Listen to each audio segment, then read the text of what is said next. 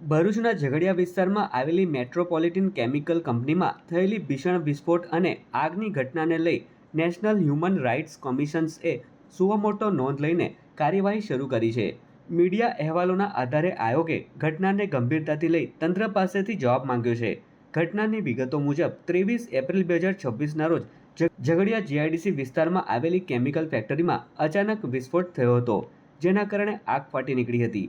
આ દુર્ઘટનામાં 3 કામદારોના મોત થયા હતા, જ્યારે કુલ 16 લોકો ઈજાગ્રસ્ત થયા હોવાનું સામે આવ્યું છે. હાલમાં 10 કામદારો સારવાર હેઠળ છે અને 3 લોકોને ડિસ્ચાર્જ આપવામાં આવ્યું છે. એનએચઆરસીની કાર્યવાહીમાં ગુજરાતના મુખ્ય સચિવ તેમજ ભરૂચના પોલીસ અધિક્ષકને નોટિસ પાઠવવામાં આવી છે.